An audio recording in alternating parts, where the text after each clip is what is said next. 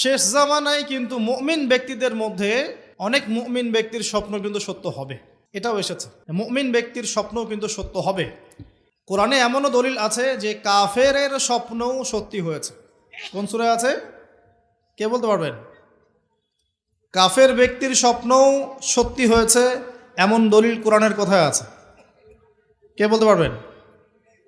হ্যাঁ, সূরা ইউসুফ। কি না আপনার? জি, আশিক। ঠিক আছে, মাশাআল্লাহ। আশিক ভাইয়ের জন্য আমাদের একটা হাদিয়া থাকবে ইনশাআল্লাহ, আপনি আলোচনা শেষে নিয়ে যাবেন। তো ইউসুফ আলাইহিস সালামের যে ঘটনা সূরা ইউসুফ, সেখানে আছে যে অমুসলিম দুজন ব্যক্তির স্বপ্ন সত্য হয়েছে, হয় নাই? একজন এসে বলেছেন আমার মাথায় রুটি, রুটি খেয়ে নিচ্ছে পাখি। আরেকজন বলেছে আমার হাতে ছিল শরাব, এই শরাব আমি পান করাচ্ছি রাজাকে, বাদশাকে। ইউসুফ আলাইহিস সালাম বললেন যে পান করাচ্ছে বাদশাকে সে নাজাত পেয়ে যাবে জেল থেকে, আর যার মাথা থেকে রুটি খাওয়া হচ্ছে তাকে শুলদণ্ড দেওয়া হবে। ঘটনা সত্য ছিল তো? আচ্ছা, এখানে এই দুই ব্যক্তি কিন্তু মুসলিম নন, তারা কিন্তু অমুসলিম। তো যেটা বলছিলাম যে আল্লাহর পক্ষ থেকে মুমিন ব্যক্তিকে সত্য স্বপ্ন দেখানো হতে পারে শেষ জামানায়, বেশি বেশি হতে পারে। তাই যখন ভালো কোনো স্বপ্ন দেখবেন শুকরিয়া আদায় করবেন আল্লাহর কাছে। আর যদি খারাপ কোনো স্বপ্ন দেখেন তাহলে কাউকে বলতে যাবেন না। খারাপ স্বপ্ন দেখলে কাউকে বলতে যাবেন না, বরং 2 রাকাত নামাজ পড়ে আল্লাহর কাছে আশ্রয় চাইবেন। আল্লাহ, আমি এই খারাপ স্বপ্ন দেখেছি, এর থেকে তোমার কাছে আমি আশ্রয় প্রার্থনা করছি। পবিত্র কোরআনুল কারীমে সূরা আলে ইমরান এর 19 নম্বর আয়াতে আল্লাহ পাক বলছেন, বা'দা আউযু বিল্লাহি মিনাশ শাইতানির রাজীম, ইন্না দীনা ইনদাল্লাহিল ইসলাম। আল্লাহ রাব্বুল আলামিন নিজে বলছেন যে নিশ্চয়ই আল্লাহর কাছে একমাত্র গ্রহণযোগ্য দিন বা জীবন ব্যবস্থার নাম কি? ইসলাম। ইসলাম শব্দের অর্থ কি? আমরা বলি শান্তি। সত্যিকার অর্থে ইসলাম শব্দের অর্থ হচ্ছে আত্মসমর্পণ করা। কি করা? আত্মসমর্পণ করা। যে ব্যক্তি আত্মসমর্পণ করে, যে ব্যক্তি ইসলাম পরিপূর্ণরূপে পালন করে, তাকে আমরা বলি মুসলিম।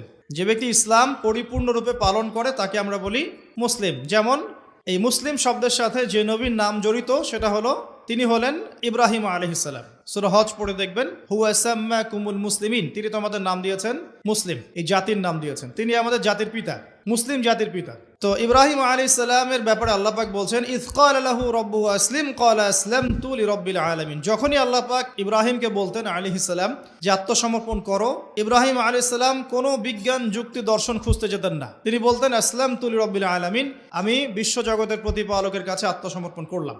উদাহরণ দিচ্ছি, আল্লাহ রাব্বুল আলামিন ইব্রাহিম আলাইহিস সালামকে বলেছিলেন স্ত্রী এবং সন্তানকে জনমানব শূন্য কাবা ঘরের পাশে রেখে আসতে। ঠিক আছে, জানি তো আমরা।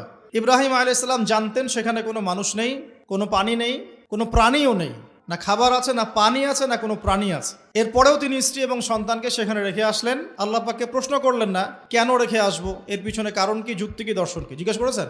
ইয ক্বালা লাহু রাব্বুহু আসলিম, যখনই আল্লাহ পাক বলেছেন আত্মসমর্পণ করো, মেনে নাও, তিনি বলেছেন আসলামতু, আমি মেনে নিলাম, লিরাব্বিল আলামিন।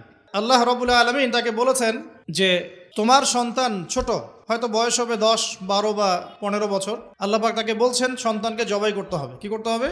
জবাই করতে হবে। তিনি চলে গেলেন, সন্তানকে বললেন, ইয়া বুনাই, হে আমার সন্তান, যার নাম ইসমাঈল আলাইহিস সালাম, ইন্নী আরা ফিল মানামি আন্নী আযবাহুক, আমি আমার স্বপ্নে দেখেছি আমি তোমাকে জবাই করছি। কি করছি? জবাই করছি। আর নবীদের স্বপ্ন কিন্তু ওহী। নবীদের স্বপ্ন কি হয়? ওহী। ওহী মানে কি? আল্লাহর পক্ষ থেকে প্রত্যাদেশ, আল্লাহর পক্ষ থেকে মেসেজ। সবার স্বপ্ন কিন্তু ওহী নয়। নবীদের স্বপ্ন কি? ওহী। ওহী মানে আল্লাহর পক্ষ থেকে জ্ঞান, যেটা আল্লাহ পাক তার বান্দাদের মধ্য থেকে কিছু কিছু বান্দার কাছে পাঠান বাছাইকৃতভাবে। কিভাবে পাঠান?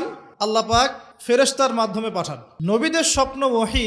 আর শেষ জামানায় কিন্তু মুমিন ব্যক্তিদের মধ্যে অনেক মুমিন ব্যক্তির স্বপ্ন কিন্তু সত্য হবে, এটাও এসেছে। মুমিন ব্যক্তির স্বপ্নও কিন্তু সত্য হবে।